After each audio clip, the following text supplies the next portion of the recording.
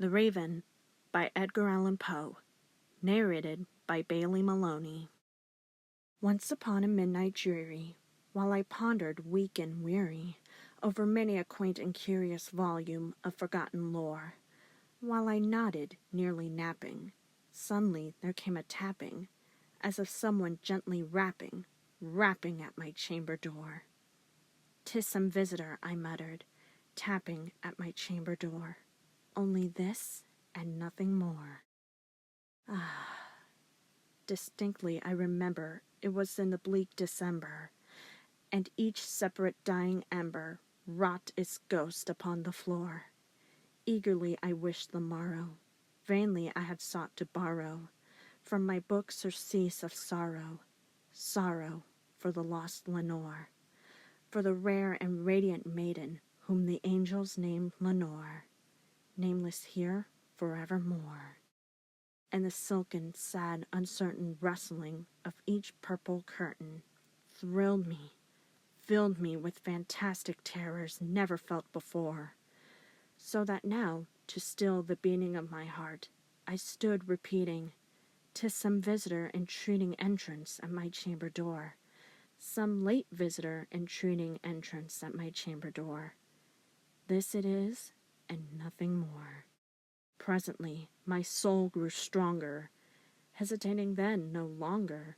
"Sir," said I, "or madam, truly your forgiveness I implore, but the fact is I was napping, and so gently you came rapping, and so faintly you came tapping at my chamber door, that I scarce was sure I heard you."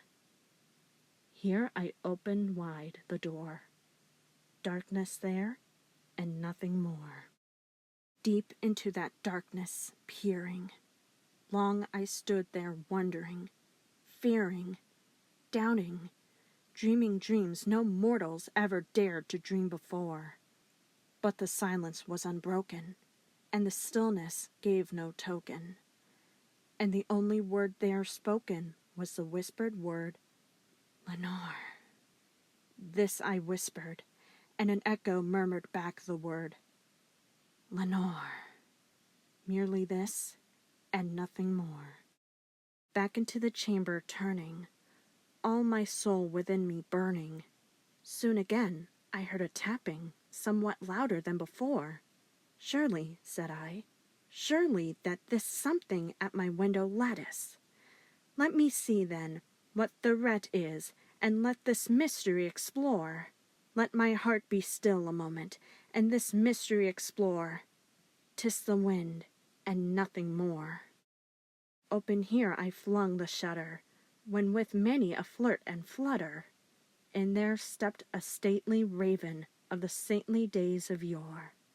Not the least obeisance made he, not a minute stopped or stayed he, but with mien of lord or lady perched above my chamber door. Perched upon a bust of Pallas just above my chamber door. Perched and sat, and nothing more. Then this ebony bird beguiling my sad fancy into smiling, by the grave and stern decorum of the countenance it wore. "Though thy crest be shorn and shaven, thou," I said, "art sure no craven, ghastly grim and ancient raven, wandering from the nightly shore. Tell me what thy lordly name is on the night's Plutonian shore." Quoth the raven, "Nevermore." Much I marvelled this ungainly fowl to hear discourse so plainly, though its answer little meaning, little relevancy bore. For we cannot help agreeing that no living human being ever yet was blessed with seeing bird above his chamber door, bird or beast upon the sculptured bust above his chamber door, with such name as Nevermore. But the raven, sitting lonely on the placid bust, spoke only that one word, as if his soul in that one word he did outpour. Nothing further than he uttered, not a feather than he fluttered, till I scarcely more than muttered, "Other friends have flown before. On the morrow he will leave me, as my hopes have flown before." Then the bird said, "Nevermore." startled at the stillness broken by reply so aptly spoken. Doubtless, said I, what it utters is its only stock and store, caught from some unhappy master, whom unmerciful disaster followed fast and followed faster, till his songs one burden bore, till the dirges of his hope that melancholy burden bore, of never, nevermore. But the raven still beguiling my sad fancy into smiling, straight I wheeled a cushioned seat in front of bird and bust and door. Then, upon the velvet sinking, I betook myself to linking fancy unto fancy, thinking what this ominous bird of yore, what this grim, ungainly, ghastly, gaunt, and ominous bird of yore meant in croaking, nevermore. This I sat engaged in guessing, but no syllable expressing, to the fowl whose fiery eyes now burned into my bosom's core. This and more I sat divining, with my head at ease reclining, on the cushion's velvet lining that the lamplight gloated o'er, but whose velvet violet lining with the lamplight gloating o'er, she shall press, nevermore. Then, methought, the air grew denser, perfumed from an unseen censer, swung by seraphim whose footfalls tinkled on the tuft floor. Wretch, I cried, thy God hath lent thee, by these angels he hath sent thee, respite and nepenthe from thy memories of Lenore. Quaff, oh quaff this kind nepenthe, and forget this lost Lenore. Quoth the raven, nevermore.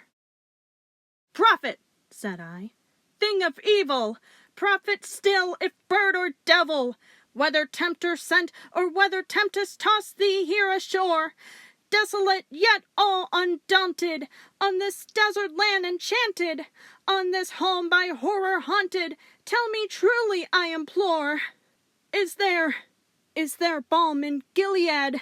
Tell me, I implore. Quoth the raven, nevermore. Prophet, said I, thing of evil, prophet still, if bird or devil, by that heaven that bends above us, by that God we both adore, tell this soul with sorrow laden, if within the distant Aiden it shall clasp the Satan maiden whom the angels name Lenore, clasps a rare and radiant maiden whom the angels name Lenore. Quoth the raven, nevermore. Be that word our sign in parting, bird or fiend, I shrieked, upstarting. Get thee back into the tempest and the night's Plutonian shore. Leave no black plume as a token of that lie thy soul hath spoken. Leave my loneliness unbroken. Quit the bust above my door. Take thy beak from out my heart, and take thy form from off my door. Quoth the raven, nevermore. And the raven, never flitting, still is sitting